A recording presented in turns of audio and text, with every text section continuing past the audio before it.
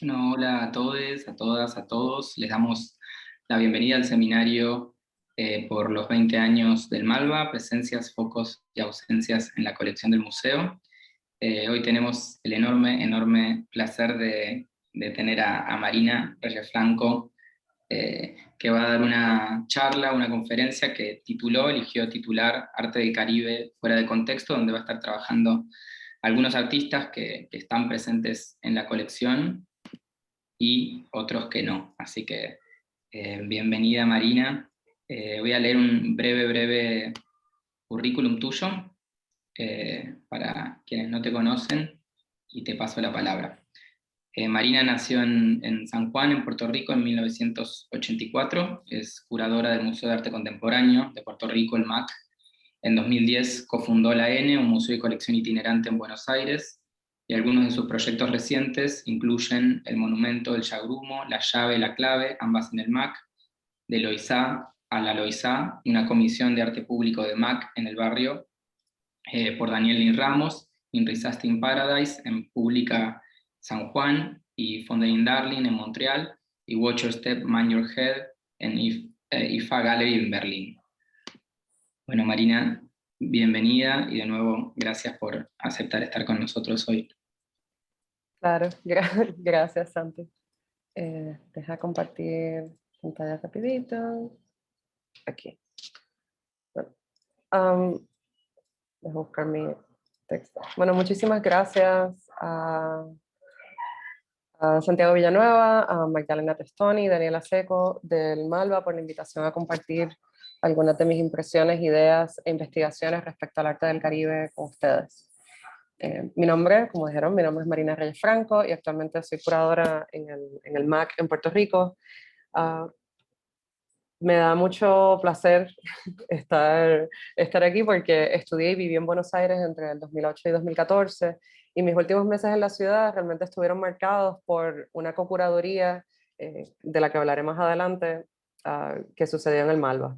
Así que es un honor ser parte del 20 aniversario de la institución y más aún hablando de artistas y colegas a quienes admiro grandemente, que están y que todavía no están en la colección del museo. Así que si finalmente llegamos hasta donde quisiera llegar en la presentación, pues hay casi hasta propuestas de lo que pudiera suceder con esa colección. La invitación que me hicieron para hablarles hoy entiendo que parte del interés institucional es revisitar su historia, no solo en torno a la historia del arte, o sea, y la idea del arte latinoamericano, sino también la curaduría y los artistas que han sido parte de exhibiciones en Malva durante estos primeros 20 años de existencia, sino también poner en discusión sus propias prácticas de coleccionismo.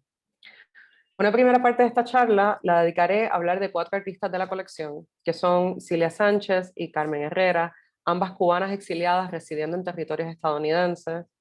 Carmen Herrera en Nueva York, Cilia Sánchez en Puerto Rico desde 1971, que ganaron renombre internacional bastante tarde en sus carreras. Estamos hablando de pasados los 88 años.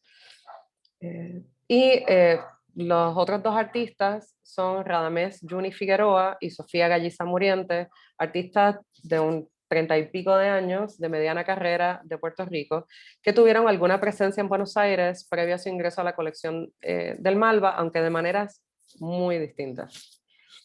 Durante la segunda parte, y si me da el tiempo, me dedicaré a explorar algunos temas de investigación recientes respecto al arte producido desde y sobre el Caribe en el trabajo de varios artistas como Jonathan Harker y Donna Conlon, que viven en Panamá, Gillo Tirado de Puerto Rico, Darian Montañez también de Panamá, Leisha Johnson de Jamaica o Joyri Minaya, de dominicana residente en Nueva York.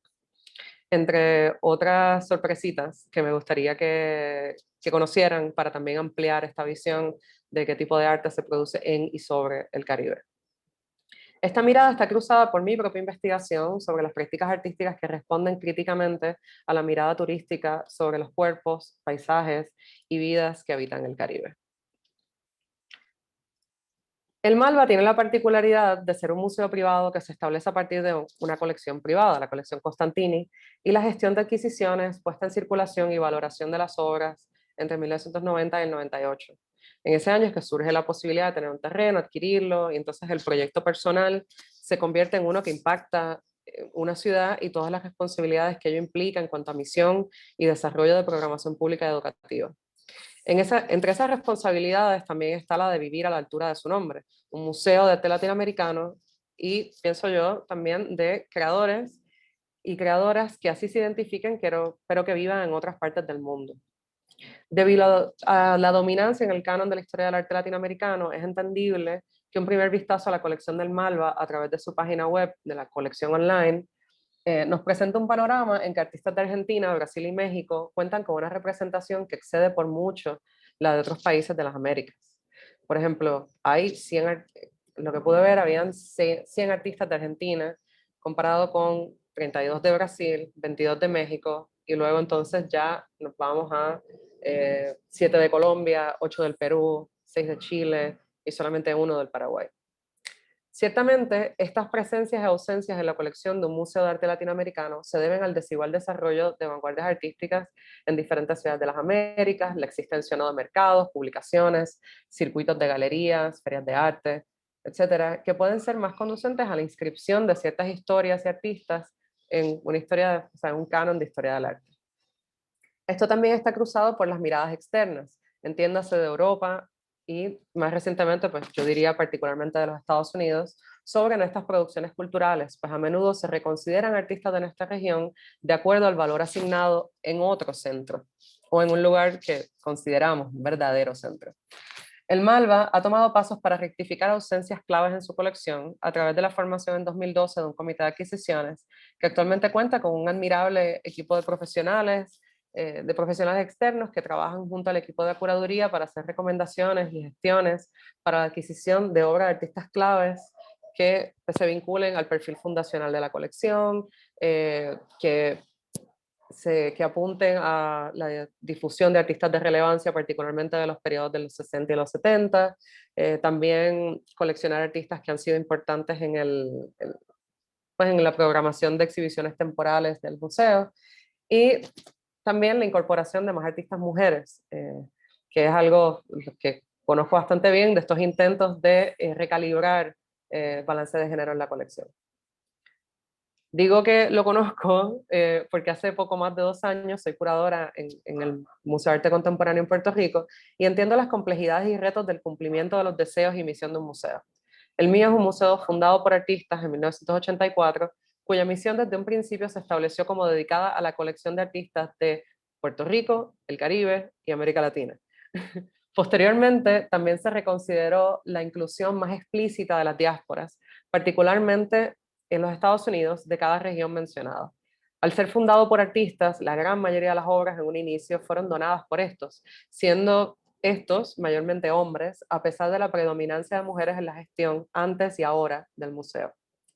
Las obras de artistas de Latinoamérica y el Caribe en la colección a menudo coinciden con artistas que vivieron un exilio en Puerto Rico, como el chileno Elías Adasme, las cubanas Yolanda Fundora y la misma Cilia Sánchez, artistas cuya exhibición en Puerto Rico facilitó su adquisición, como el chicano Daniel Joseph Martínez y la barbadense Jocelyn Gardner, o más recientemente el trabajo de la dominicana Natalia Ortega. Por supuesto, muchas otras obras han entrado por donación de coleccionistas, familiares y por compra, además de numerosas comisiones artísticas. Lo que quiero decir con esta breve digresión es que la encomienda de guiar una institución a actuar a la altura de su nombre y misión es enorme, y está llena de incomprensiones, reclamos de justicia histórica y oportunidades de crecer. Pero esta charla se trata de las presencias y ausencias del arte del Caribe en la colección del Malva. Así que tengo que señalar primero la presencia cuantitativa: 10 artistas originarios de Cuba, 3 de Puerto Rico y 3 de Haití. Debo añadir que esos 3 de Haití provienen de la misma donación realizada en el 2016. A través de la página no encontré artistas de Centroamérica o de la República Dominicana, lo cual me sorprendió, ni de otras islas o territorios francófonos de las Américas, y esto realmente, esta segunda parte no me sorprende. Las formas de entrada a la colección de las obras de estos artistas han sido varias, e incluyen como datos de la colección Eduardo Constantini, como es la obra de Cilia Sánchez, que mencionaré más adelante, hasta obras pertenecientes a la Fundación Malva, donaciones de artistas o compra por recomendación del Comité de Adquisiciones. Puede haber muchas razones para estas ausencias, incluyendo la necesidad de que las instituciones del Caribe y sus artistas se inscriban por sus propios métodos en la historia del arte más amplia, vociferen sus logros, creen sus propios circuitos que generen interés exterior, inviertan más en sus artistas e instituciones culturales, etc. Todo esto sería genial, pero no explica tampoco las presencias en la colección o cómo llegaron estas obras específicamente al Malva.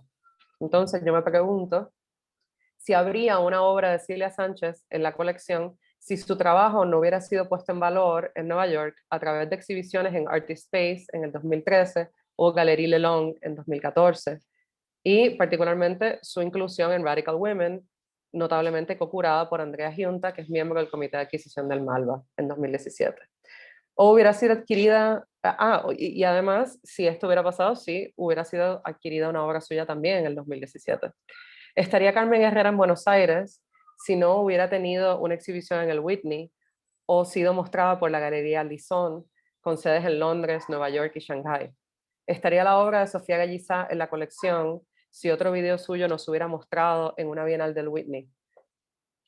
¿Habría entrado Radamés Johnny Figueroa a la colección si no hubiéramos curado una muestra que le incluía en el propio Malva?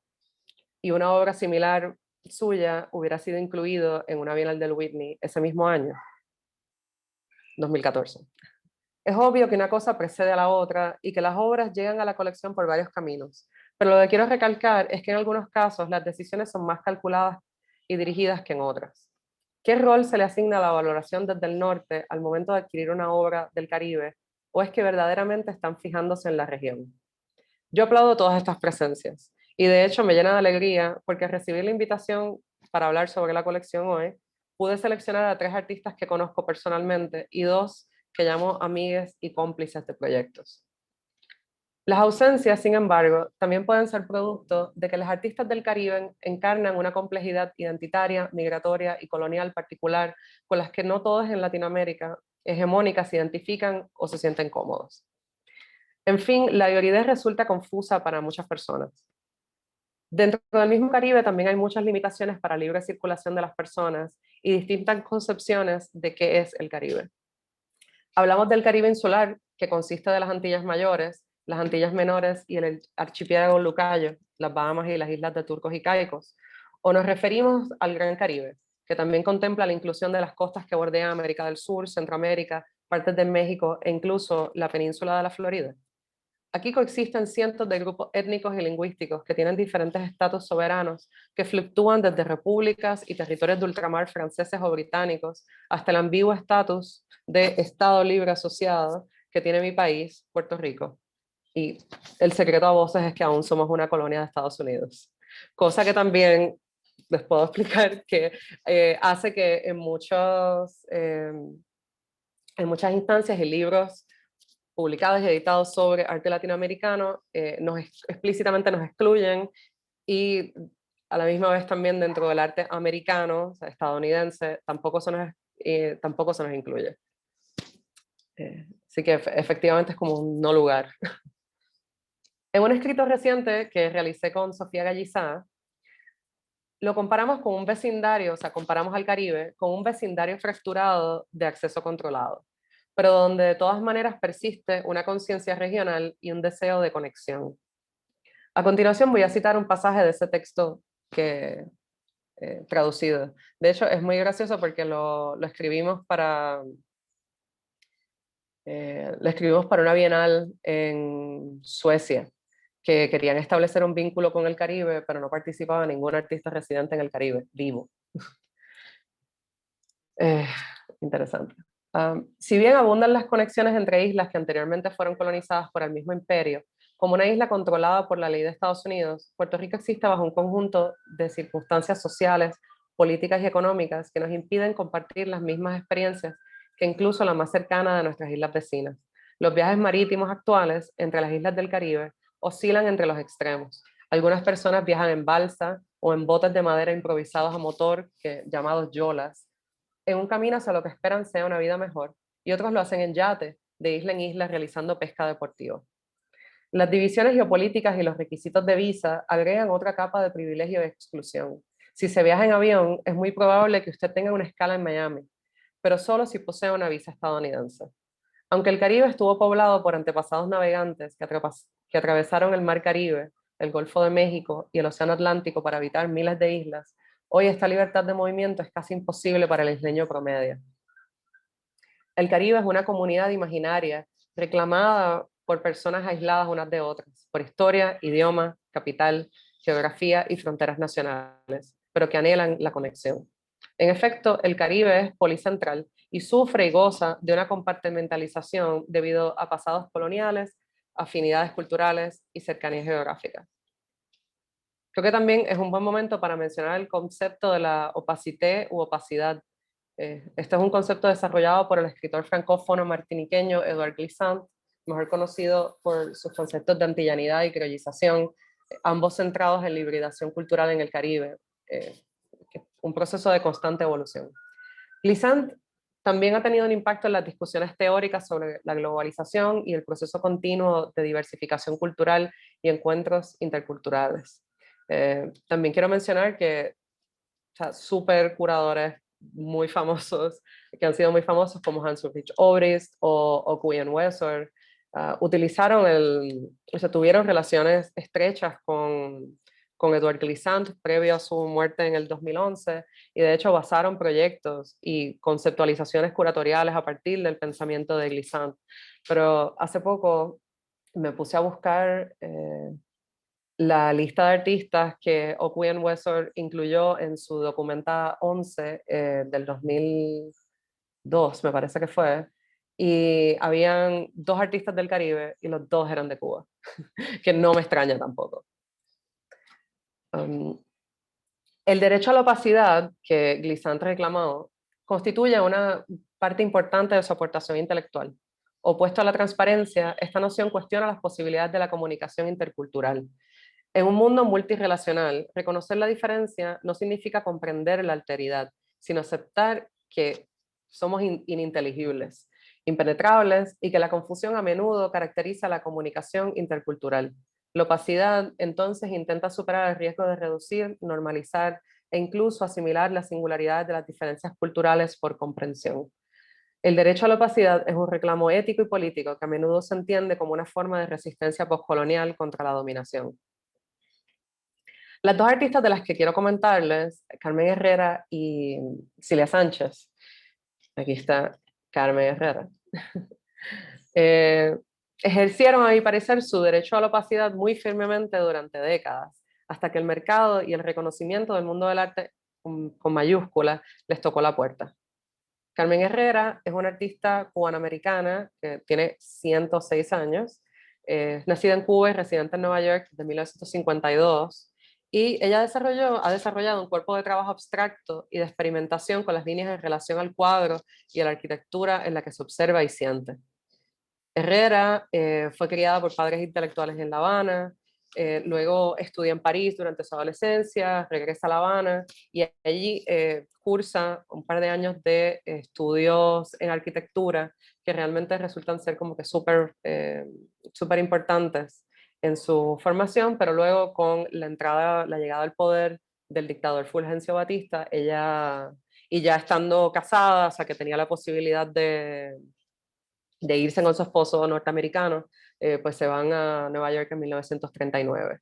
Ella allí pues establece alguna amistad con artistas que eventualmente pues practican el color field painting, pero realmente su trabajo se desarrolla más en París, donde ella se va a vivir entre 1948 y el 52, y allí particularmente participa de unos salones entre el 49 y el 52 que se llamaba el Salón de las Nuevas Realidades, donde empieza a crear estas pinturas en donde predominan las formas geométricas muy definidas con colores brillantes.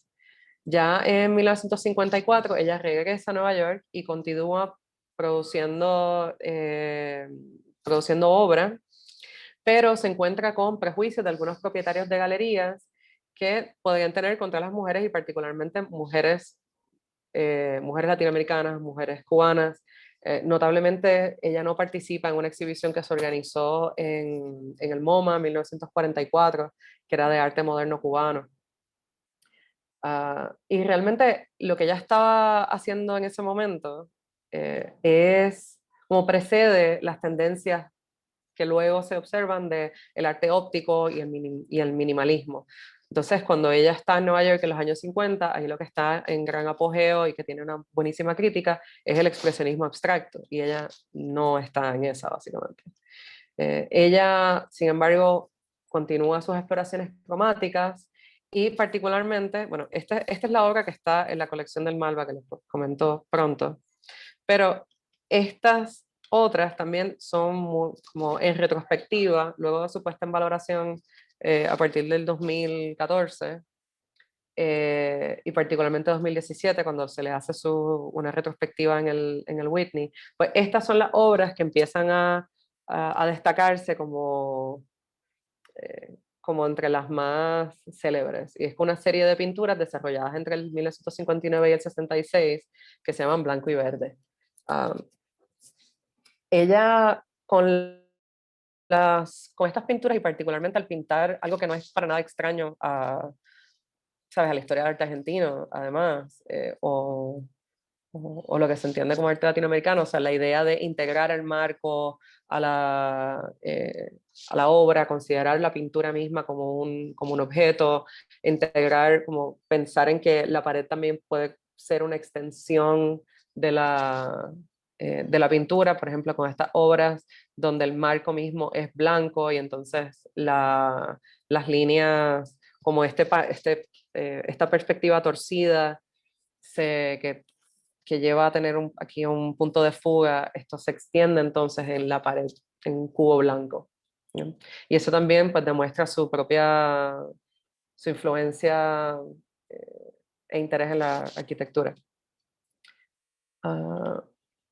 Bueno, estas son algunas de las otras. Esta obra en particular es tremenda, está en la colección de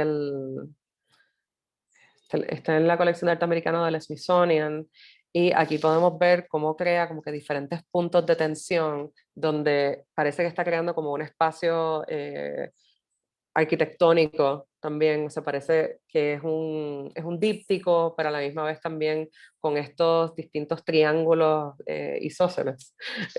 Los triángulos isósceles que son tan característicos de su obra, pues crean cierta tensión y también guían la vista, creando más dinamismo en la obra. Aquí, pues, todo esto está compuesto o sea, todos los verdes, las áreas verdes son triángulos, pero a la misma vez parece que esa zona blanca del lateral derecho está como que empujando parte de la pintura, o sea, o está empujando el marco de alguna manera.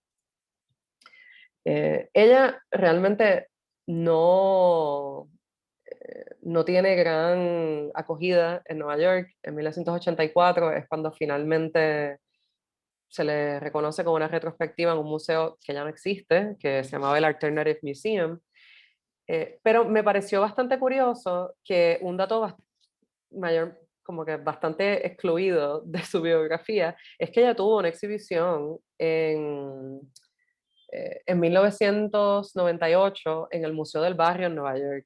Entonces, quizás dentro de esta reorganización de la biografía de Carmen Herrera, ese dato de que ella tuvo una exhibición individual en un museo que fue fundado por puertorriqueños en Nueva York, que es un museo latino, un museo entonces racializado dentro de la escena del arte de Nueva York, pues ya no tiene tanta importancia. Entonces, déjame ver dónde me quedé. Realmente no es hasta... además, el Museo del Barrio no solamente le hace una exhibición, sino que también es parte de su colección. Una obra que se llama Rojo sobre Rojo de 1959. No fue hasta que se le incluyó en exhibiciones en la también ya inexistente Latin Collector Gallery, y en el 2005 me parece, y posteriormente como parte del staff de artistas de la Galería Leeson en 2010, que la carrera de Herrera realmente despunta comercialmente y se le empieza a reconsiderar como una pionera en el arte abstracto geométrico. Esta mayor circulación comercial ha redundado en su inclusión en diferentes colecciones que van desde el Tate Modern en Londres hasta el Malva, que adquirió, como les dije, esta obra West en 2017, un año después de que Carmen Herrera tuviera su muestra individual en el Whitney. Déjame ver, puedo saltar esta parte. Bueno, parte del proceso que ella utiliza es que, y que está muy vinculado a su educación relativamente básica en arquitectura, porque cursó ni siquiera 2 años, es su manera de bocetar y cómo ella comienza con un boceto muy pequeño a lápiz en papel, pero es un papel cuadriculado, así que siempre está como que muy consciente de las dimensiones geométricas y luego va como que creciéndolo, o sea, ampliándolo. Ahora definitivamente pues con la ayuda de asistentes un asistente de estudio. Esa pintura, o sea, esos primeros dibujos sobre papel, luego se pasan a marcadores acrílicos y entonces luego pues se va haciendo más grande el dibujo hasta que finalmente lo transfieren al lienzo. El resultado de este proceso es que su trabajo cuestiona los conceptos de balance y asimetría, que provoca ilusiones desorientadoras de profundidad, cuyos colores y formas crean experiencias sensoriales. Herrera conceptualiza sus pinturas como objetos, utilizando la estructura física del lienzo como herramienta compositiva e integrando el entorno circundante. Lo cual, pues, claramente es otra influencia de su interés en la arquitectura. Entre las características de sus obras está la experimentación con las formas del canvas, la introducción de triángulos sugerentes de flechas o la inclusión de pintura alrededor del borde del canvas, dando la sensación de movimiento o que indican para dónde mirar, creando dinamismo y puntos de tensión. Este dinamismo también está presente en sus deconstrucciones del paisaje. West, la pintura de la colección del Malva, fue realizada en el 65 y está compuesta por 2 triángulos isósceles blancos afilándose hacia el interior o quizás irradiando desde el exterior, irradiando desde el interior de la pintura azul cobalto. Y también pensé que para mí también me evocaba como la luz de un faro. Su deconstrucción particular del paisaje se ilustra en la serie, más claramente en la serie de pinturas blanco y verde, en la que usa líneas horizontales para crear un horizonte que ligeramente torcido en diagonal nos presenta con un punto de fuga similar al de West. Algo que no pude encontrar imagen, pero me pareció bien interesante, es que además de West, ella también tiene una pintura que se llama East, que tiene una composición similar, supuestamente, según lo que leí, pero fue realizada en anaranjado. Así que quizás esto da algunas claves interpretativas, porque creo que esto también es bastante interesante, que tanto Cilia Sánchez como Carmen Herrera muchas veces como que tratan de, o sea, desafiar la interpretación de su trabajo. Lo que pasa es que el trabajo de Cilia Sánchez es mucho más, evoca mucho más las formas del cuerpo y como que una cierta sensualidad y una geometría menos exacta también. Bueno. Es harto documentado en entrevistas con Herrera que ella enfrenta obstáculos al principio de su carrera como mujer artista en los años de la posguerra, porque según ella todo estaba controlado por los hombres, no solo el arte. Y su obra no se conformaba a los estereotipos exóticos de una mujer caribeña de la época. En el catálogo del aniversario del Museo del Barrio, que lo tengo por aquí, que se publicó en el 2003, voy a buscar esta obra. Ella, la curadora Carolina Ponce de León, la describe en un momento completamente diferente de su carrera. O sea, tenemos que recordar que ella realmente, cuando empieza a tener éxito a partir del 2014, bueno, 2005, 2010 y después 2014, el Whitney le compra la obra, empiezan a planificar su retrospectiva y explota en el 2017. Escribe Carolina Ponce de León. El exilio personal de Carmen Herrera la ha llevado a ocupar un lugar ambivalente en el contexto, tanto del arte estadounidense como del latinoamericano. Ella pertenece a una tradición internacional, pues, abstracción geométrica, pero aún así permanece aislada, habiendo sido una habiendo ido de una aventura cosmopolita compartida a convertirse en una vocación perseguida íntimamente. Su obra se desarrolló a lo largo del tiempo como una meditación personal, constantemente considerando los sutiles problemas de la forma, estructura, superficie y color. Eh, bueno, antes como ahora, ella continuó viviendo y trabajando en Nueva York, en el mismo apartamento que vive desde los años 60, pero ahora con mucha más atención. Cilia Sánchez, acá, bueno, aquí les quiero enseñar esta obra porque esta, no me acuerdo si es de los años 70 ahora, no tengo la ficha conmigo, pero ella quiso realizar, o sea, finalmente realizó esculturas y muchísima obra de, como comisiones de escultura pública recientemente. Pero este es un ejemplo de una obra que fue realizada como escultura enorme recientemente, pero es de hace 50 años. Entonces, Cilia, Cilia Sánchez es otra artista de origen cubano que lleva muchísimos años viviendo y creando fuera de su isla natal. Ella, como Carmen Herrera, es otra de las artistas mujeres que han llegado a tener prominencia en el mercado y la historia del arte debido, o sea, at large, digo, debido al interés suscitado en su obra luego de décadas de inquebrantable dedicación a su visión del arte. Sus obras se destacan por el volumen y bulbosidad sensualidad y sensualidad de su geometría con picos y otros relieves que evocan eh, la figura femenina en colores mayormente tenues, de rosas, grises, blancos, con ocasionales grises oscuros y negros.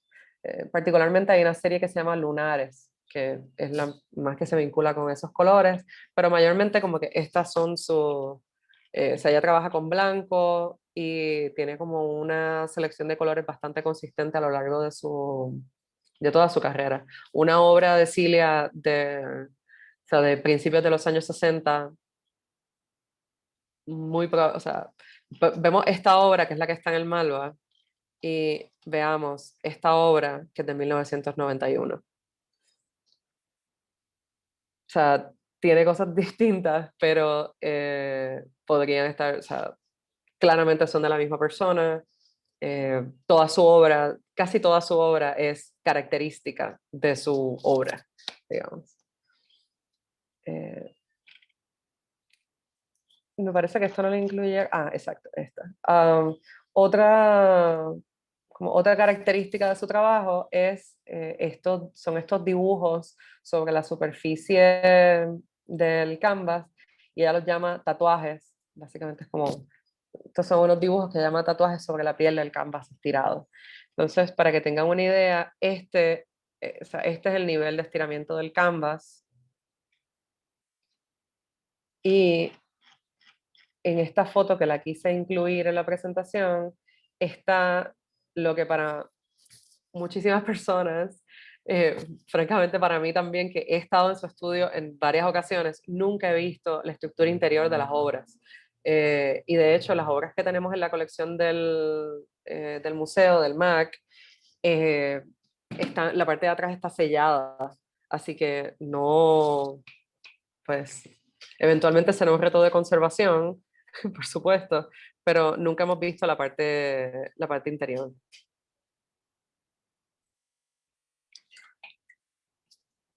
La obra que se encuentra en la colección de Eduardo Constantini, que de hecho, o sea, no es estas diferencias me las tienen que explicar bien, ¿verdad? Pero es la colección de Eduardo, que actualmente está en Comodato, al Malva. La obra se titula Mujer, de la serie El silencio de Eros, de 1965.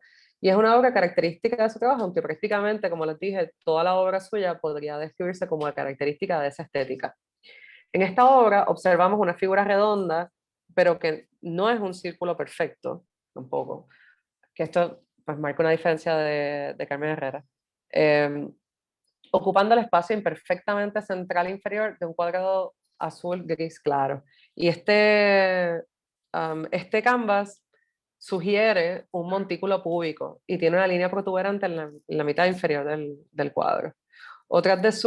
Algo muy gracioso es que uno de sus amigos, ¿cuál era el nombre? Un poeta, Am, Sarduy, Severo Sarduy. Severo Sarduy, muy graciosamente, le decía como que Cilia, o sea, son tetas. Y ella como que no, no, no, no son tetas, y se reía. Pero pues claramente ella sabe. Y bueno, ella lleva trabajando estas formas prácticamente desde finales de los años 50.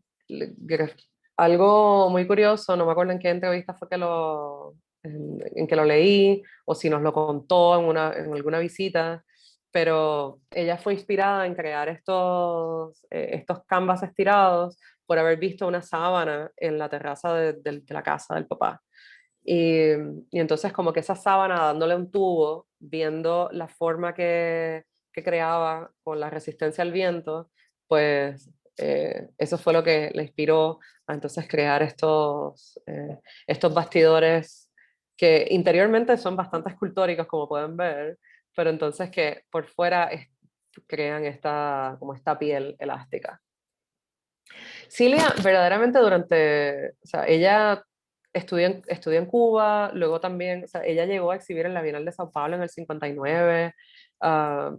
Estuvo muy activa en Cuba previo a su partida, participó del grupo de artistas abstractos Los 11 también en los años 50. Pero entonces se da, y bueno, y el tipo de obra que ella estaba haciendo en ese momento era bastante distinta a esta que estamos viendo, mucho más colorida, pero a la misma vez más parecida a estas formas, estas líneas y como que estos sistemas conectados que entonces forman parte de la serie de tatuajes. Y pues ella entra y sale de Cuba por un tiempo, pero entonces en el 59 participa ah, participa en un último salón de pintura, escultura y grabado en el Palacio de Bellas Artes, y ya cuando es el cambio eh, pues, o sea, cuando con el triunfo de la Revolución Cubana, o sea, ya como que el arte abstracto empieza a ser visto como algo que no es, pues que no apoya a la revolución, o que no apoya explícitamente a la revolución. Entonces ella, como una mujer de existencia queer y que es una artista interesada en la abstracción, pues eso no estaba bienvenido en los círculos revolucionarios, y ella parte a Nueva York por invitación de Severo Sarduy y se queda viviendo allá. En Nueva York ella trabaja, y quiero decir con esto también que ella no es que fuera, o sea, ella también estaba opuesta al régimen de Fulgencio Batista, y de hecho estuvo activa en círculos activistas de artistas y poetas o sea, que realizaban actividades en contra del régimen, pero pues como que se vio en una situación en que um, como se escogió a ella misma por encima de la idea de la revolución. En el, Luego cuando está en Nueva York, ella participa mayormente en galerías dedicadas al arte latinoamericano, y por muchos años se mantiene trabajando en publicaciones como ilustradora y diseñadora, también estudia grabado. Ella también en Europa había estudiado restauración de obras y antigüedades, así que trabaja como eso. Diseña escenografías, que también lo había estado haciendo en Cuba, pero o sea, ya teníamos en Puerto Rico una gran presencia de un exilio cubano. Entonces yo creo que ahí también hay una gran diferencia entre la vida de Carmen Herrera y la vida de Cilia Sánchez, que si bien en Nueva York había también un exilio cubano, quizás en Puerto Rico, precisamente por como o sea, y especulo, y esto es algo que Cilia también ha comentado, por esta similitud entre Cuba y Puerto Rico, por sentirse más en casa, y también, esto lo asumo, que por Cilia ser una persona mucho más social, por lo que me ha dado a entender las entrevistas de Carmen Herrera, eh, y sus comentarios sobre los aspectos sociales de desarrollar una carrera artística, pues Cilia siempre tuvo éxito, verdaderamente. O sea, Cilia llega a vivir a Puerto Rico luego de su segunda exhibición individual. Tuvo una en 1965 aquí en Puerto Rico y otra en 1971, Y cuando digo segunda individual, me refiero en Puerto Rico, ya había tenido muchísimas otras exhibiciones. Pero finalmente vine acá invitada por, ahora no recuerdo el nombre del arquitecto, pero ella viene a Puerto Rico para trabajar en este proyecto. Esta es una pésima imagen, aquí parece terrible, pero obviamente es cuando estaba en construcción.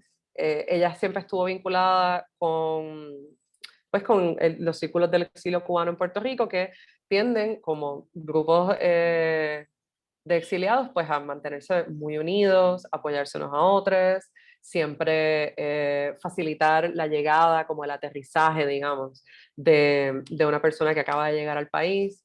Y esto es algo que incluso, o sea, hasta yo lo vi en los años 90 en Puerto Rico todavía sucediendo.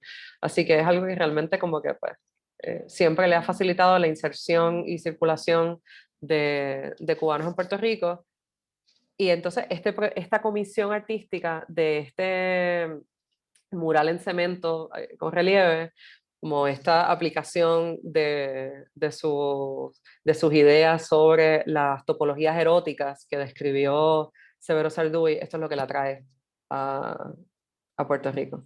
Ella también trabajó como diseñadora gráfica. Esta es una publicación que donde también está Severo Sarduy. Es una publicación de izquierda que editó Rosario Ferré, autora, y el que Cilia básicamente como que sentó la pauta de cuál iba a ser el diseño gráfico futuro, aunque ella solamente trabajó en 3 ediciones de la revista.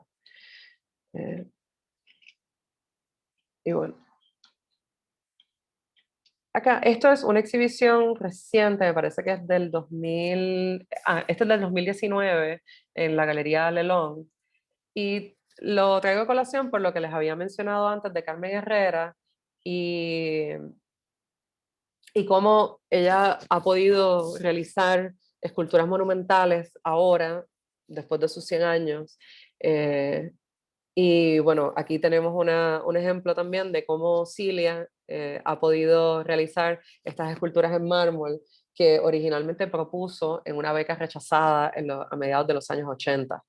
Ah, o sea, la recepción o sea, tanto Cilia como Carmen recibieron becas en los años 60 de una fundación, la Fundación Cintas, que apoyaba a artistas cubanos en el exilio. Sin embargo, ella también solicitó y fue rechazada en 3 ocasiones de la beca Guggenheim. En 1970, donde ella proponía hacer investigaciones que combinaban elementos pictóricos con sonido y movimiento. Y la del 84 y 85, la del 84 no encontré información de qué se trataba, pero del 85 proponía un estudio y trabajo en mármol y cobre relacionado al estructuralismo y su aplicación al concepto de topologías eróticas. Así que finalmente estamos viendo aquí en 2019 que su carrera está en un momento a sus 90, ella tiene, creo que tendrá como 97 años en este momento de esa exhibición. A ese punto de su carrera es que se le está posibilitando algo que ella quería hacer en 1985. Como quiera, como les expliqué, estas artistas tuvieron como una diferencia fundamental que era como este grupo de apoyo que le posibilitó desarrollar sus carreras más. Casi todos los títulos de las obras de ella tienen nombres de como mujeres guerreras, heroínas, las troyanas, amazonas, antígonas, y sus series parecen interminables porque puedes tener lo mismo una serie de topologías de los 60 que de los 90, o como que títulos que varían muy poco, parece que se repiten, pero entonces varían muy poco, pero son de décadas completamente distintas. Y algo muy importante que les quería señalar es que ella fue profesora por más de 30 años en la Escuela de Artes Plásticas. Y realmente cuando la conocí por primera vez fue en calidad de profesora, no porque me diera clases a mí, sino porque eh, artistas de mi generación o un poco mayores, como Jorge González, Chemi Rosado Seijo, Radamés Figueroa, Alana Iturralde, Tony Cruz y Guillermo Calzadilla, del dúo Alore Calzadilla, fueron estudiantes suyos y básicamente la adoraban. De hecho, la manera en que Cilia consigue reconocimiento internacional es porque Guillermo Calzadilla y Jennifer Alora le presentan el trabajo de ella a un curador que se llama Stefan Kalmar, un curador alemán que entonces dirigía Artist Space, que es un espacio dedicado a artistas emergentes en Nueva York. Y en 2013 le curó su primera retrospectiva en la ciudad. Así que, pues, esto me parece también bien,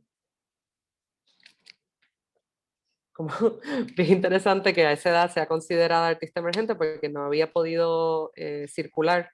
Y me llama la atención también que hay un libro que se llama Latinx Art, que tiene varios comentarios que hace sobre Herrera y me parece que también hacen sentido, o sea, tienen sentido vincularlos a Cilia. Y es la idea de que hay como una tendencia actual a como que descubrir a artistas mujeres mayores. Y esta tendencia, dice, es el resultado de un sistema que según Arlene Dávila, que es una antropóloga, rechaza a las mujeres artistas, pero entonces las reevalúa cuando sus cuerpos viejos ya se consideran menos riesgosos para poder como profit, o sea, poderles generar dinero de ellos. Y básicamente lo que Arlene denuncia de alguna manera, aunque también la celebra y denuncia, que pues estas artistas ya tienen un gran cuerpo de trabajo, que es como que, o sea, Carmen Herrera tiene 106 años. ¿Cuánto más va a vivir, ¿no? O sea, tiene todo un state que dejar y no es una artista que entonces se considera como una inversión arriesgada para el mundo del arte. Bueno, como ya les mencioné, bueno, ese es un pivot bastante radical el que voy a hacer ahora y venimos al 2014 con esta obra de Radames Juni Figueroa. Juni también fue estudiante de Cilia y él en el 2013 fue parte de un programa de Beta Local, una organización de educación artística postacadémica que también apoya proyectos de arte en Puerto Rico. Y él para déjame ver, ¿dónde está la imagen? Para esa participación en la práctica, él creó esta propuesta. Y esta propuesta fue realizada en, en Nahuabo, que es como un bosquecito. Es el bosque que tenía un amigo, básicamente, era como que este campito en el sureste de Puerto Rico, en donde Juni como se apropia de un montón de materiales de distintas personas o de sitios que pudo encontrar y junto a un amigo que estaba estudiando arquitectura diseñan literalmente como esta plataforma que es un lugar de estar, pero también era literalmente como un lugar para showcase o para presentar otras cosas. Aquí se realizaron exhibiciones, tocaron bandas y también pues a veces cuando íbamos a visitar encontrábamos cositas de otras personas que estaban utilizando el espacio. Pero quería darles este antecedente porque esta obra de, del 2013 es el precedente, es lo que, de hecho, es lo que hace que lo inviten a la Bienal del Whitney en el 2000, que se celebró en el 2014, donde él realizó esta intervención en el antiguo edificio del museo durante la Bienal, y pues se convierte en como donde el interés, aquí en este tipo de obra de Juni convergen varios intereses. Por un lado está como que esta estética del caserío, que el caserío es como la, ¿cómo puedo decir? El caserío es como un residencial público, no es una villa, porque no es lo mismo, pero o sea, son residenciales del gobierno. Y es como que la estética de residencial público combinada con la arquitectura informal, vernácula, la estética del resuelve, de como que cómo consigues cosas que parecen como que muy dispares, que no son necesariamente simétricas tampoco, y las unes para crear un espacio de convivencia y un espacio donde se pueda crear como, bueno, donde se crean unas zonas de excepciones que no tiene connotaciones fascistas, como normalmente tendría esa frase de como que es de zona de excepción, pero se convierte en un lugar donde se pueden hacer cosas donde inmediatamente alrededor de ella no podrían suceder. Y eso es lo que pasó con La Isleña, que es esta obra de 2014 que fue comisionada para una exhibición que curamos Gala Berger, Sofía Durrón, Santiago Villanueva y yo, como parte de un proyecto que se llamó La N, en, que se desarrolla en Buenos Aires. Explicarlo es complejo, pero la N es un proyecto que hicimos de como crítica que se llamaba el Nuevo Museo Energía de Arte Contemporáneo, que era una intervención crítica en la escena del arte, que trataba de hacer circular artistas y tipos de obra que se salieran de lo que pues era viable dentro del circuito comercial. Entonces, pues pusimos a disposición de la escena, digamos, nuestras conexiones personales y afectivas para hacer circular otro tipo de artistas. Y cuando recibimos la invitación del Malva para presentar lo que ya se había convertido en nuestra colección, les planteamos que ya que Juni es una variante de esta obra de Juni, de La Fuente Tropical, era nuestra primera obra de colección, que es una colección que eh, está en files digitales o que consiste de instrucciones para realizar obras, pues que ya que su obra era la primera de la colección, pues que deberíamos invitarlo a realizar una obra, una residencia y realizar una obra para la exhibición. Así que el método de colección que se utilizó fue, o sea, el método de adquisición fue como que, bueno, pues, o sea, fue una obra comisionada para la exhibición que tiene cierta como que presencia, envergadura, que toma en consideración incluso pues el espacio arquitectónico del Malva, que combina la, como los intereses en la arquitectura vernácula de Puerto Rico, las ideas de lo tropical y de como una vida más relajada que plantea Juni en su trabajo, con con un muelle del Tigre, básicamente.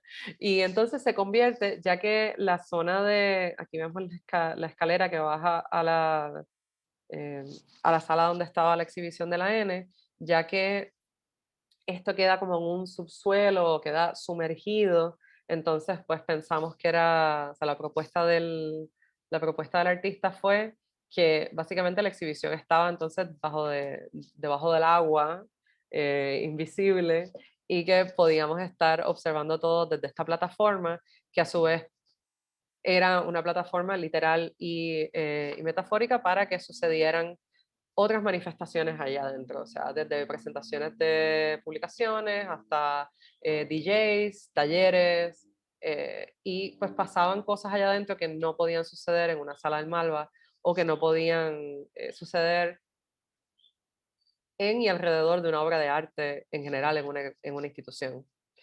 Ah, poco, no me acuerdo si eso fue después o antes, verdaderamente, pero fue ese mismo año. Esta es la primera vez que hicimos la fuente tropical de Juni en el 2011. Eh, en el 2014 hicimos como esta otra plataforma, y esta vez fue también otra zona casi como otra zona de excepción. Este fue en el museo donde trabajo, en el MAC, donde Juni creó esta como que se llamaba El Nuevo Horizonte, que es el nombre de un bar. Y esto es algo que él va a continuar haciendo. Lo acaba de hacer esta semana pasada en la Feria Artísima en Milán, por ejemplo, que recreó la arquitectura de un kiosco, de un bar, dentro dentro de la feria. e insertó obras de arte suyas y de la colección de la institución que lo estaba recibiendo allá dentro del kiosco. Entonces, en este caso, en el MAC, él lo que hizo fue que convirtió la galería entera en el negocio, como si fuera el chinchorro, como se llama en Puerto Rico, el barcito, y la gente podía ir a escoger la música que quisieran y ponerse a cantar. También eh, invitamos a dos bandas a tocar. Creo que la primera fue una banda de punk que se llamaba Reanimadores, y la segunda fue La Exitosa, que es un grupo compuesto por otros artistas, que está Bubu Negrón, Michael Linares, Diego de la Cruz, Pablo Guardiola y Joel Rodríguez, además de un coleccionista, César Reyes. Ah, Así que realmente las cosas que pasaron ahí no pueden suceder en ninguna sala de un museo normalmente. Eso es lo que les puedo contar. Esta parte fue una presentación que tuvo, o sea, un solo show que tuvo Juni en Sculpture Center, donde también invitó a tocar a Reanimadores. Y esta es como aquí sí que el nivel de producción subió un montón. Esta es una presentación que hizo en el Highline, eh, no recuerdo el año, pero esto es en este parque elevado en Nueva York, donde también invitó a tocar a varias bandas. Me parece que aquí la banda que llevó creo que fue Reanimadores de nuevo y Los Vigilantes. De hecho, eh, una de las cosas que caracteriza a Juni es su interés también por la gestión cultural en general. En el 2011, cuando en verdad la escena artística en Puerto Rico estaba bastante patética en ese momento, la crisis económica estaba en su punto más tenso, y verdaderamente habían cerrado muchísimas galerías y espacios de arte. Así que Juni abrió, o sea, él decidió convertir su apartamento en, en un espacio de arte. Entonces, durante todo el año de 2011 realiza exhibiciones mensuales, y para la última exhibición, que sería en diciembre del 2011, invitó a Pablo León de la Barra, curador mexicano muy cómplice de varios artistas en Puerto Rico, y Pablo le dijo que no quería hacer una exhibición en su apartamento, pero que quería hacer una bienal en la playa. Así que tanto en 2011 y en 2016, pues se realizó la Gran Bienal Tropical, que sucede eh, en la playa de Loíza, y que es un pueblo en el norte de Puerto Rico, como a media hora de San Juan. Y esa es la playa y los alrededores de un kiosco muy delicioso de comida buenísima, que se llama La Comay.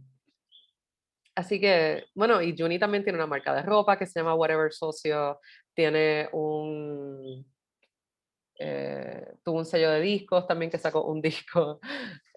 Pero con esto lo que quiero decir es que él es alguien que como que crea plataformas y escenas, o sea, literalmente, pero a la misma vez también lo que quiere hacer es fomentar la interrelación entre diferentes escenas artísticas y musicales en Puerto Rico. Y me parece que es uno de esos artistas claves que ha ayudado a conectar más personas en los últimos años en Puerto Rico. Ah, Otra obra que se encuentra, o sea, la última obra que voy a comentar, que se encuentra en la colección, es de Sofía Gallizá Muriente, Asimilar y Destruir. Sofía es una gran amiga mía, muy cómplice también, y ella, em, ella estudió cine y estudios latinoamericanos, vivió en Nueva York muchísimos años, como 11 años después de graduarse.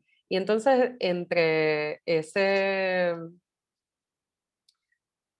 básicamente ella reutilizó su participación también en la práctica de Beta Local como una manera de regresar a Puerto Rico. Entonces, esa participación se extendió de un año a ser codirectora por los próximos 4 años, Y entonces, pues ya hay, pues esto evidencia cómo esa institución fundada por artistas y una curadora, eh, Toni Cruz Pavón, eh, Michi Marswatch, la curadora Michi Marswatch y Beatriz Santiago Muñoz, también otra gran artista de video, cómo esa institución ha servido para realmente como pues catapultar a varios artistas, por lo menos como que a realmente explorar y cuestionar sus prácticas.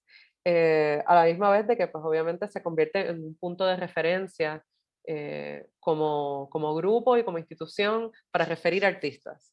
Entonces, esta manera de referir artistas se convierte en o sea, pues tiene gran impacto en el desarrollo de carreras de personas que pasan por ahí. Ah, Sofía regresó a Puerto Rico originalmente interesada en desarrollar un cuerpo de trabajo más investigativo que tiene que ver con la memoria y el archivo en relación a un preso que se politizó en la cárcel y que fundó y lideró una organización pues de personas encarceladas que se llamaba, le decían Carlos la Sombra. Y ella comienza con ese proyecto, pero y bueno, y pues luego nos empezamos a vincular de otras maneras que tiene que ver con su interés en deja llegar aquí, esto, o sea, en cuál es la memoria archivada en Puerto Rico. Este trabajo se llama Lluvia con Nieve, que también lo estuvo realizando durante el tiempo en Beta Local y Lluvia con Nieve. Tiene que ver con esta absurda importación de nieve en los años 50, en un momento en que Puerto Rico como que se está americanizando, digamos, o por lo menos como que se está formalizando nuestra relación con Estados Unidos más allá de una vinculación obviamente colonial, sino que pues termina siendo lo que tenemos ahora, que es el Estado Libre Asociado. Entonces, una alcaldesa trajo un avión lleno de nieve y al final como que se termina convirtiendo en un bacanal de gente tirándose bolas de nieve con fango, un desastre. Entonces ella toma este pietaje de archivo que sacó, me parece que fue de la Biblioteca del Congreso de Estados Unidos, y lo puso en slow motion, lo convierte en un video de dos canales, y por un canal está toda la parte como que más performática de recibir a la princesa de la nieve, que se junta con el niño puertorriqueño que la recibe, y es como toda una cosa como que muy servil también, y muy como que de, wow, vinieron los americanos a darnos la nieve.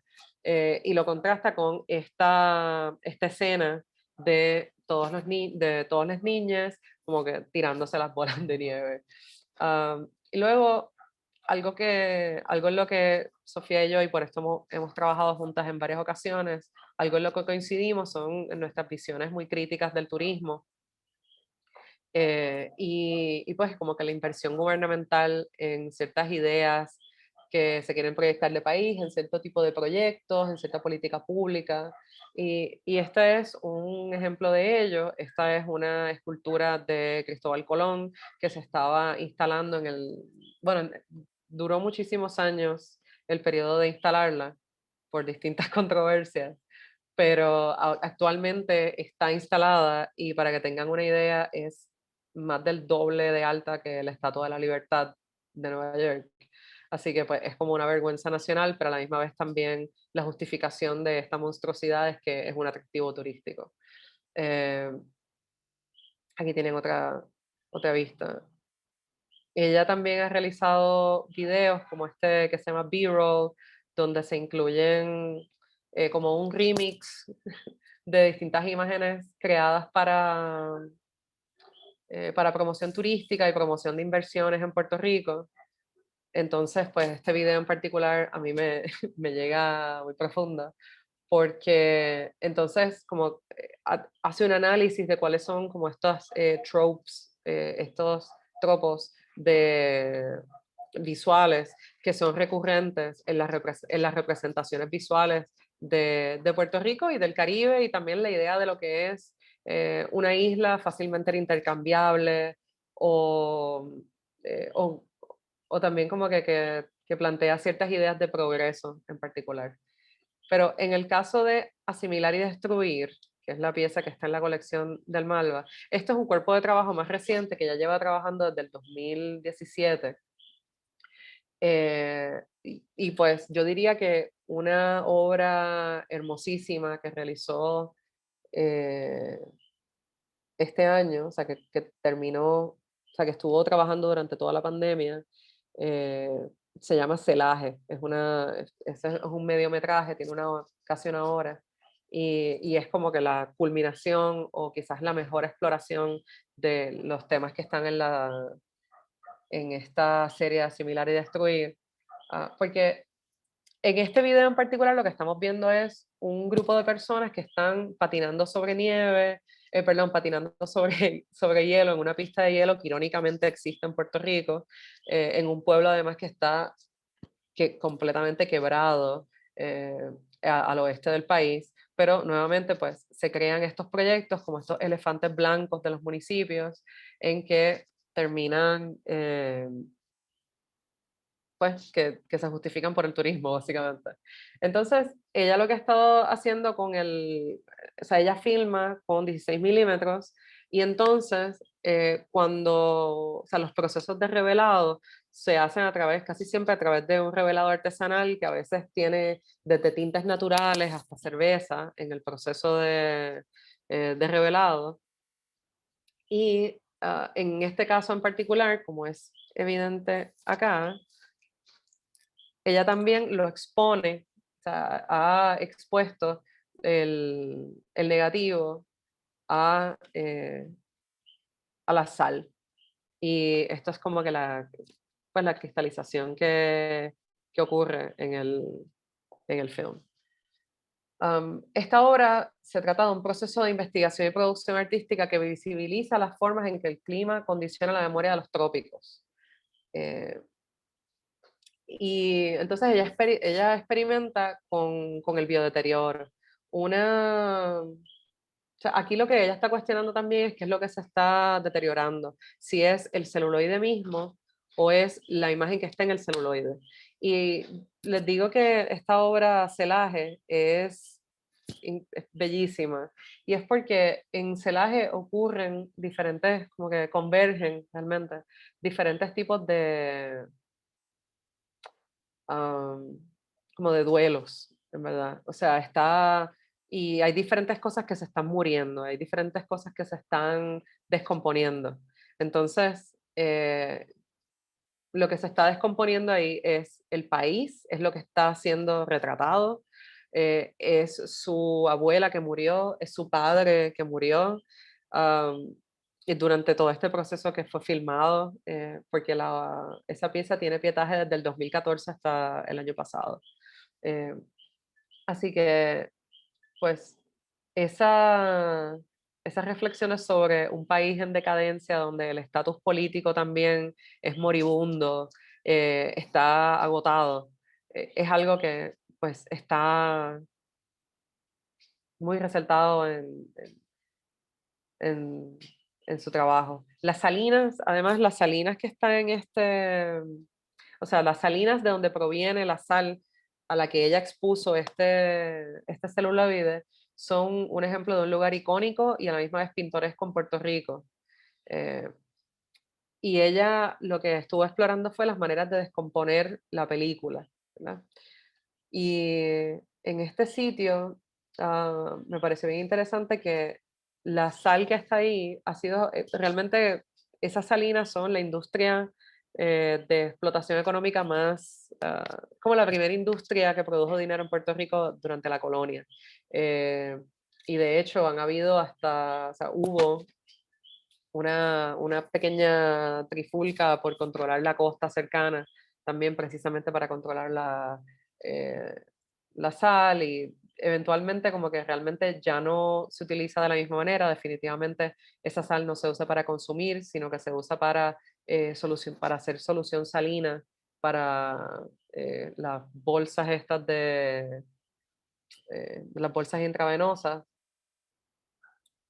pero ya el ecosistema en esas salinas está, y los alrededores, ya está tan acostumbrado, porque imagínense, desde el siglo XV, están tan acostumbrados a que se mine esa sal, que ya tiene que seguir haciéndose. No importa qué o si fuera beneficioso económicamente, sino que se tiene que hacer porque es una reserva natural. Y para conservar ese ecosistema, pues se tiene que explotar económicamente también. Ah, bueno, viendo el tiempo, claramente no me da. Aquí hay otras imágenes. Esto es de esto puede ser un website que visiten. Se llama Incidents of Travel. Fue una comisión de la colección Cádiz que nos hizo, donde recuenta un poco el proceso de realización de esta pieza que les cuento, Celaje.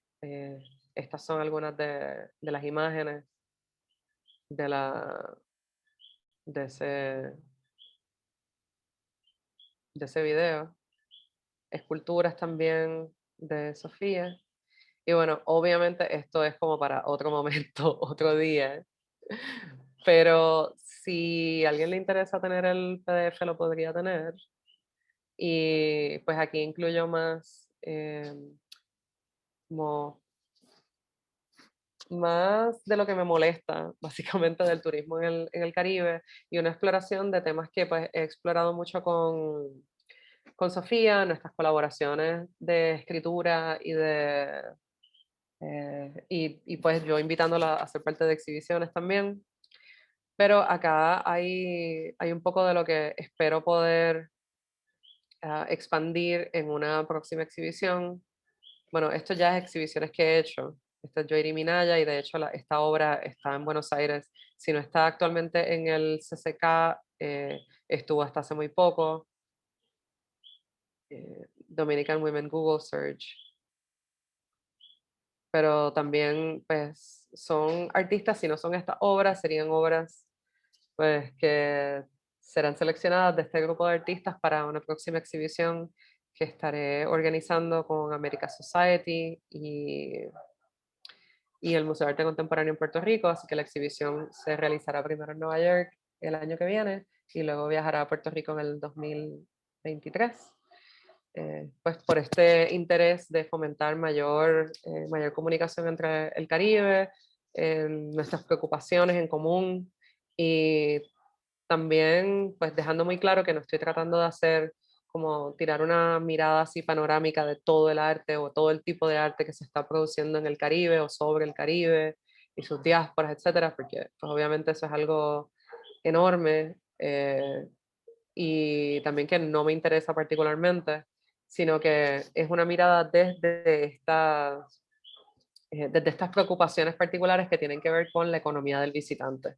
Y la economía del visitante, pues es como toda esta economía que se crea alrededor y para beneficiar a las personas que visitan un lugar, muchas veces en detrimento de quienes vivimos en ese lugar.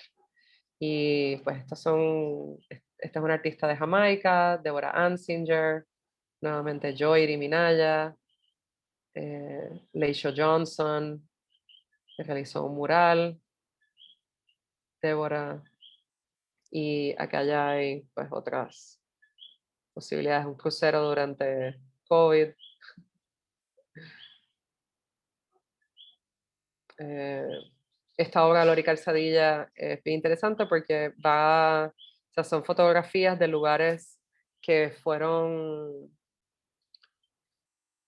como que son marcados en un mapa de Vieques, que es una isla que es parte de Puerto Rico, que fue utilizada como un campo de tiro de la Marina de Estados Unidos. Y pues hay ciertas palmas que marcan en el mapa los lugares que están súper contaminados o que son más peligrosos. Entonces, pues como que coexiste esta idea o sea, esta imagen de paraíso con la posibilidad de que algo flote. Ah,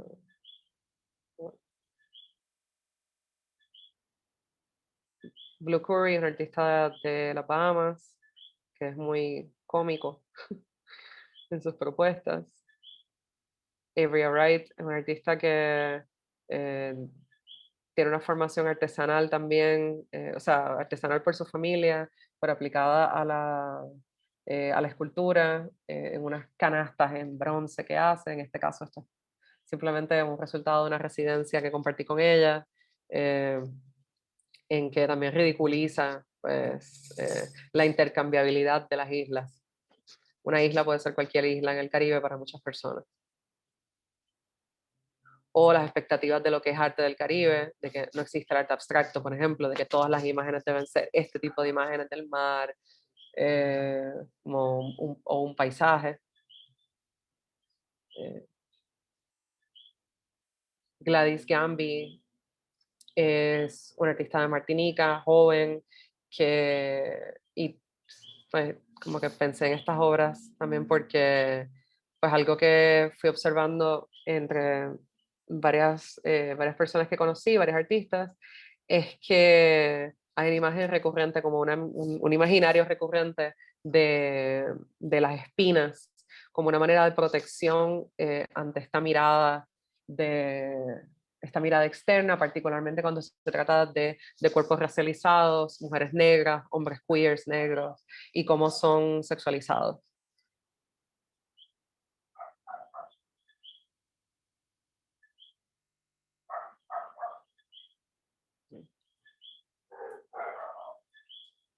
Estos vínculos históricos entre cómo eran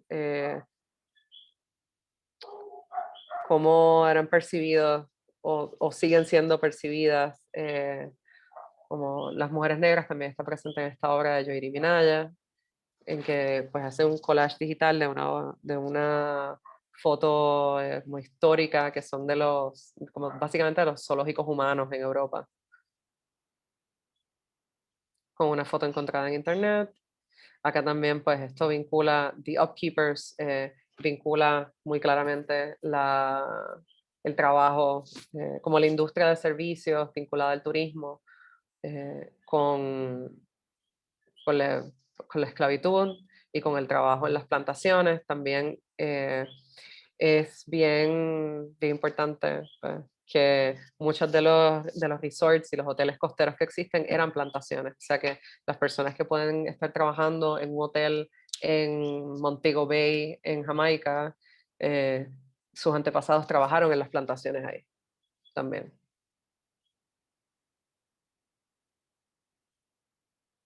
Yo iré. Dave Smith es un artista británico que vivió en las Bahamas entre el 73, me parece, y los años 90. El 73 también es el año en que las Bahamas se hace independiente del Reino Unido. Así que él vivió como una gran transición o quizás como que un periodo de nation building del país, pero también pues como que cómo se vincula una creciente americanización mayor influencia, digamos, de los Estados Unidos en las Bahamas, con el incremento de la violencia, del tráfico de drogas y también cómo pues cómo el país se abocó hacia el turismo como alternativa de desarrollo económico. O sea, el turismo, como la idea de turismo y paraíso fiscal también es algo que me interesa.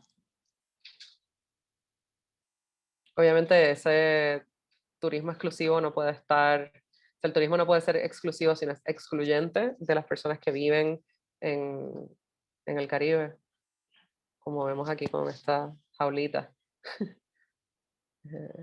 Eso también es un tema que explora Gillo Tirado, con su serie sobre las costas o sobre las construcciones de hoteles en las costas. El Caribe Hilton es un hotel muy famoso en Puerto Rico que se fundó abrió en el 49 y aquí él como que retoma la famosa tipografía del Caribe Hilton, escribe entonces Caribe Hostil.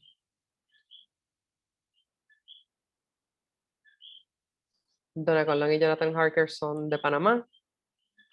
Están los videos. Eh, pero pues también, o sea, Panamá tuvo una gran presencia americana, o sea, norteamericana en el Canal de Panamá, por supuesto, y básicamente la existencia del país Panamá se debe al Canal de Panamá y es por la influencia de Estados Unidos, así que en este video también pues como introducen una sátira del himno de Estados Unidos.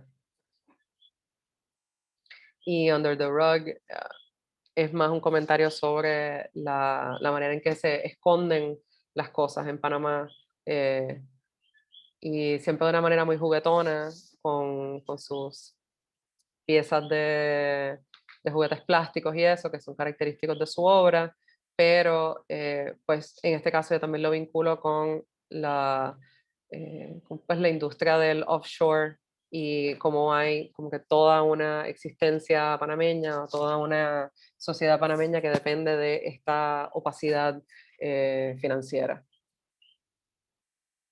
Y la opacidad financiera también, o cómo nuestros datos son explotados, está presente en el trabajo de Gabriela Torres, artista de Puerto Rico que ahora vive en Alemania. En este caso, ella creó como estas pequeñas esculturas que minan Bitcoin, pero de una manera muy precaria.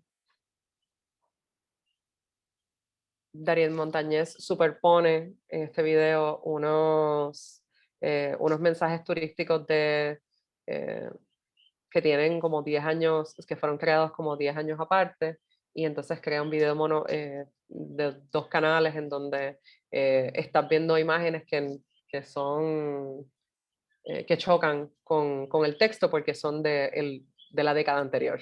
¿Verdad? Y son 2 concepciones completamente diferentes de país, uno como que auténtico, indígena y natural, y el otro es básicamente como el Dubái de las Américas, obviamente un centro financiero y de lavado de dinero. Y Sanford Sawyer es de un estudio de fotografía, esto me acuerdo mucho de la exhibición que curó ahora Sofía Durrón. En algunos aspectos me acuerdo la exhibición de Sophie en el Malva, porque es también pues como que poner en valor este estudio fotográfico que se destacó por hacer este tipo de fotografía donde que coincide con, con un periodo como de creciente puesta en valor de lo nacional y de la identidad negra caribeña. Dalton Gata es un artista cubano que ahora mismo vive en Puerto Rico, y Dalton propone como diferentes como posibilidades utópicas queer en el Caribe con sus obras a través de estos personajes. Y Hulda Guzmán acá pues básicamente como que propone este bacanal en el, en el bosque, que me parece como una manera muy feliz de pues, terminar esta intervención. Me parece que ya había puesto algo por acá. Algo sí que quería, para cerrar, decirles es que pues exigimos más espacio y que si el Caribe fue el escenario del choque de mundos y civilizaciones que produjeron el colonialismo, el mercantilismo, la explotación, la esclavización de millones de personas y las economías extractivas que dieron paso al capitalismo actual, pues los artistas del Caribe también tienen mucho que aportar a esta historia de las Américas, porque si las Américas es heredera de todas esas condiciones comenzaron en el Caribe. Así que la historia de América no se puede contar sin incluirnos. Y con eso termino y me pueden indicar cómo seguimos aquí. Muchas gracias. Bueno, Marina, muchísimas gracias. La verdad que excelente. Fue un placer escucharte. Y bueno, como estamos haciendo miércoles a miércoles, invitamos a todos y a todas a iniciar sus cámaras y también pueden reactivar los micrófonos. Y bueno, nos ponemos a disposición para escuchar comentarios y también alguna consulta, alguna pregunta. damos este espacio, si les parece bien. También está el chat. Ahí ya Yelén hizo una pregunta, así que la voy a compartir y después voy a hacer una pregunta que tenía yo. Dice, hola Marina, fabulosa presentación, muchas gracias. Al inicio de la charla hablaste de que tenías algunas propuestas, quedé intrigada. ¿Podrías hablar de eso? Sí. Bueno, es que obviamente hablé demasiado en la primera parte, pero realmente a lo que me refiero con propuestas es que pues estas ideas que esbocé rápidamente al final y las artistas que mencioné, en los que tengo mucho interés, y hay otros que se quedaron fuera porque no están dentro de como que el recorte temático que yo misma me impuse de abordar la economía del visitante, el impacto del turismo en la producción cultural, etcétera. Pero pues básicamente estoy como que ofreciendo, diciendo como que mira, están todas estas personas que a muy vuelo de pájaro les presenté, pero que todas estas personas que están trabajando actualmente produciendo sobre estos temas de importancia que tienen que ver con nuestra economía, con la manera en que se perciben los cuerpos y territorios del Caribe, y pues a eso también pues, me refería con propuestas, como que toda esta gente existe, está viva, se puede trabajar con ellos, y es como que ahí están para que les conozcan y pues las coleccionen.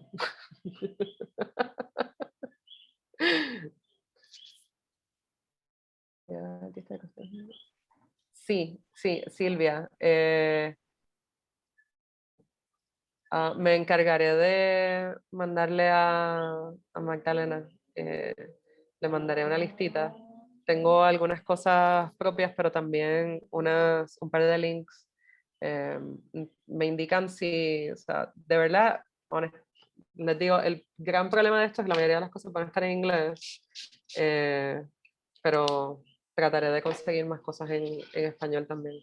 Y esto es algo que comentábamos un poquito antes de que entrara todo el mundo, por lo menos en lo que respecta a la producción de textos sobre cultura en Puerto Rico, es bastante pobre actualmente, diría yo.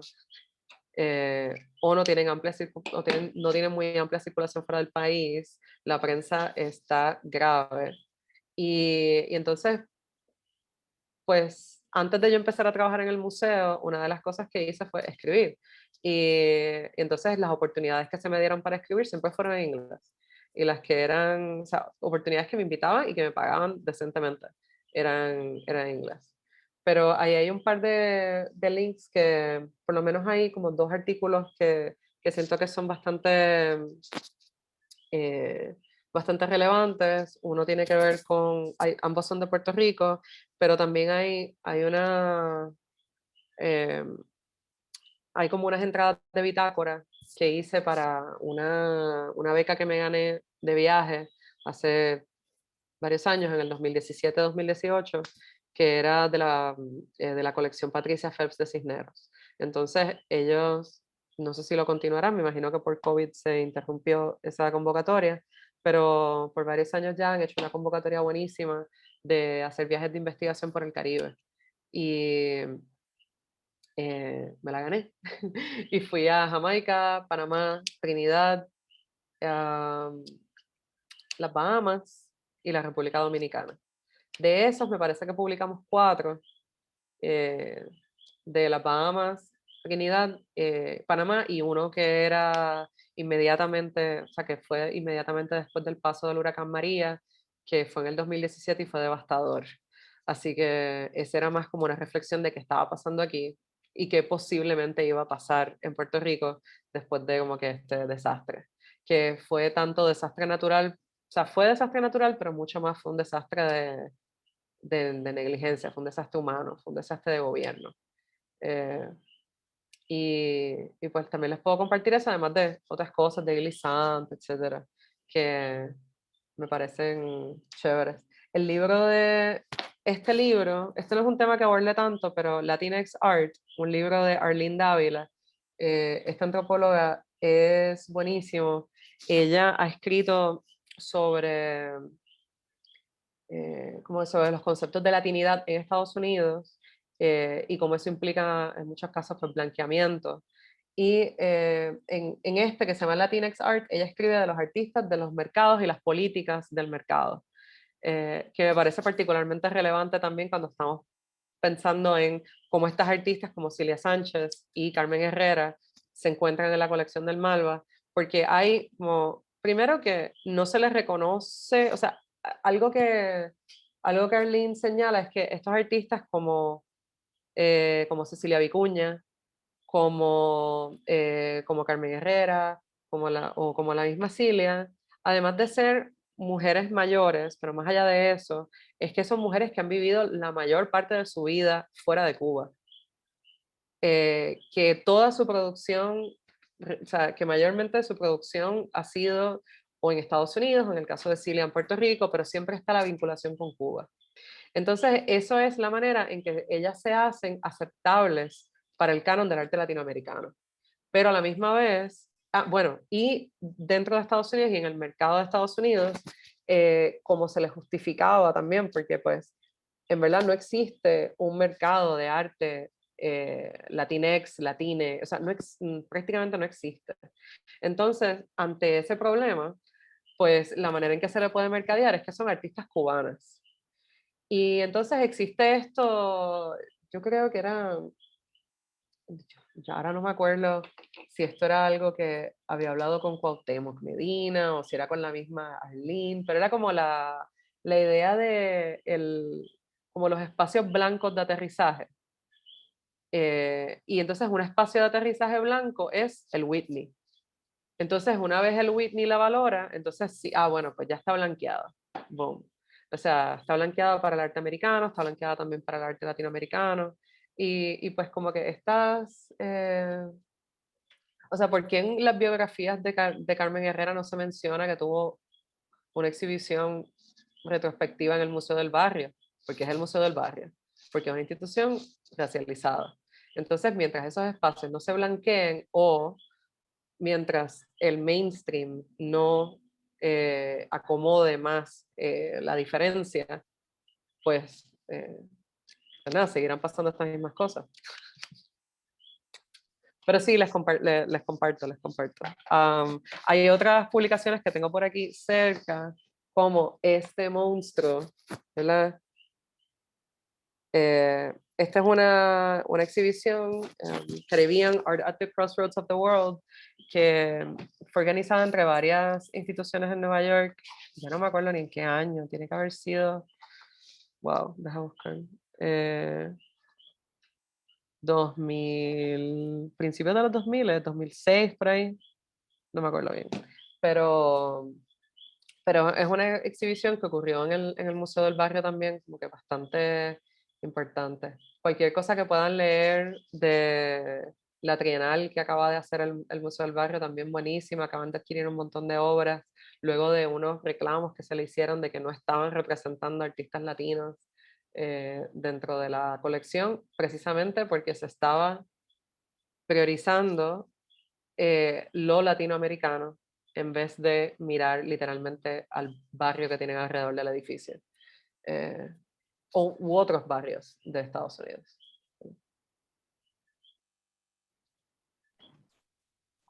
Gracias, Marina. Yo tenía una pregunta también en relación a ver, Silvia Susana dice, este blanqueamiento que usted acaba de mencionar para el mercado de arte de Estados Unidos, ¿solo sucede para las mujeres artistas o también para los artistas caribeños en general? No, yo creo que existe para todos. O sea, es como que a ver, muy probablemente la primera obra de un artista cubano en la colección fue Wilfredo Lam. No sé, estoy especulando. Pero no está ahí por cubano, está ahí por París, ¿no? Como que no es nada más ni siquiera sobre el mercado de Estados Unidos, o sea, es cuál es la especulación que puede surgir a partir de que, o el interés que puede surgir en un artista a partir de que tenga éxito en un sitio que es considerado como blanco, aceptable, mainstream. Y entonces eso redunda en que es aceptable. Algo que Bueno, un artista con el que he trabajado recientemente, que me encanta, que encuentro que es un artista increíble, es Daniel Lin Ramos. Daniel Lin Ramos es un hombre negro puertorriqueño, artista de 60 y pico de años, se acaba de ganar una beca, lo que llaman el Genius Grant, el Genius Award de la beca MacArthur, que recibió $625,000. Pero, o sea, es un artista que lleva siendo brillante por muchos años, pero pues el éxito lo ha tenido después de, o sea, me refiero a un éxito comercial y una circulación verdaderamente internacional consistente, eh, que le da una estabilidad económica que le posibilita invertir con tranquilidad en su obra futura a partir de que participó en una Bienal del Whitney. Y entonces, pues esto sigue siendo recurrente, ¿verdad? O sea, también lo que tenemos que, y yo estoy clarísima, es que en nuestros países, y aquí estoy pensando desde el Caribe, porque Argentina tiene como que su mercado, tiene un mercado secundario también, o sea, como que hay interés en generar valor para adentro, ¿verdad? Y en relación a otras potencias como que económicas y artísticas en América Latina. Pero, o sea, en el Caribe nosotros no tenemos una manera, o sea, a veces yo me cuestiono como que cómo vamos a hacer una tasación de las obras de la colección cuando la mayoría de estos artistas nunca han estado en una, o sea, en una subasta donde están los datos verificables del valor de estas piezas, o sea, ¿cómo podemos hacer esto? ¿Verdad? Pero creo que a lo que ese blanqueamiento es de que lo hace aceptable porque es aceptable en otros sitios. Y entonces lo vamos a valorar más, literal y metafóricamente, porque ya lo dijo alguien más. Entonces, pues dentro del Caribe también nos tenemos que ocupar de crear ese valor. No necesariamente eso se va a traducir en valor económico, pero pues en el caso de Cilia, me gustaba mencionarla que a diferencia de Carmen Herrera, o sea, Cilia siempre tuvo apoyo. Siempre tuvo apoyo, siempre se le considera una artista excelente, no era una artista rechazada, ella formó parte de agrupaciones y precisamente por eso y por ese cariño que le tenían el mismo grupo de artistas más jóvenes, es que entonces le dicen a este curador alemán, mira, o sea, haz algo con esta mujer, por favor.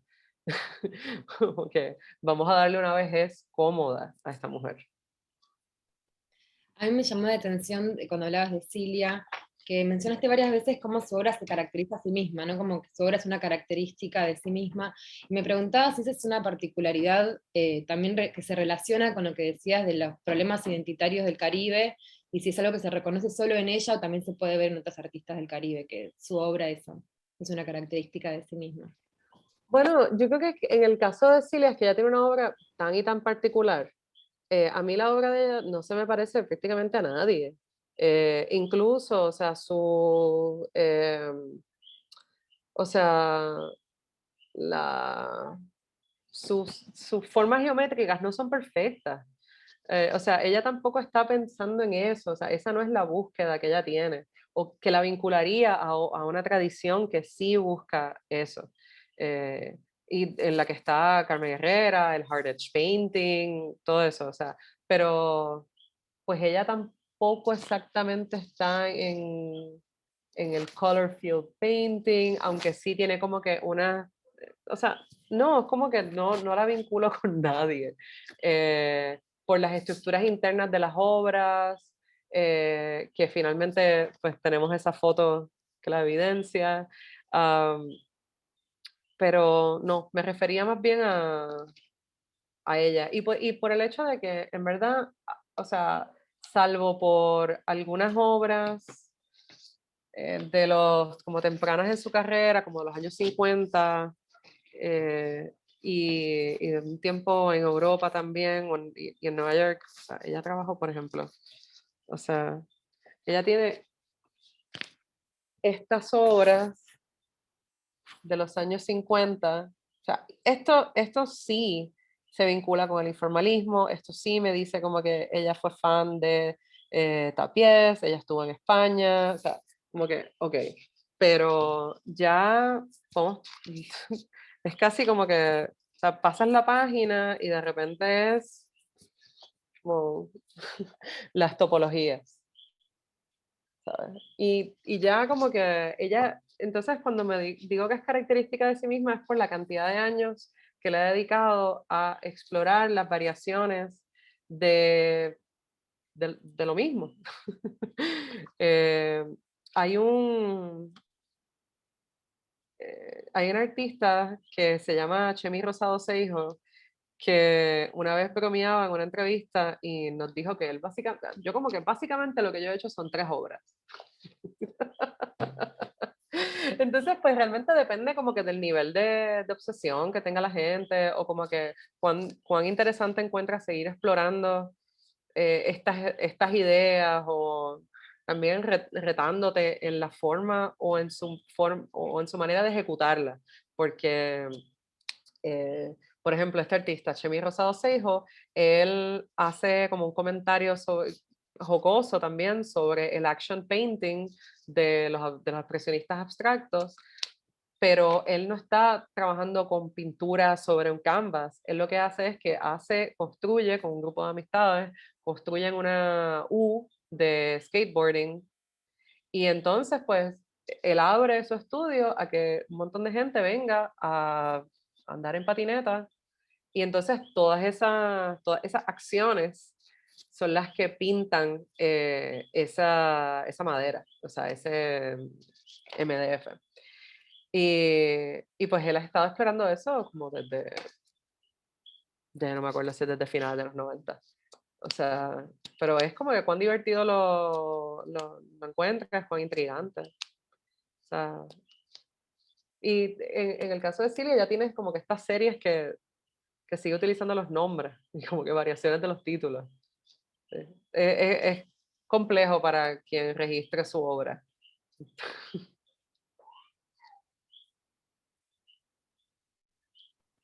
Bueno, muchísimas gracias, Marina. No sé si alguien más tiene alguna pregunta o algún comentario para realizar. Si no, ya podemos ir despidiéndonos y esperamos entonces el material para seguir leyendo. Muy, Dale. muy Sí, interesante súper. pantallazo. Gracias. Buenas noches. Chao, muchas gracias. Muchas gracias, Marina.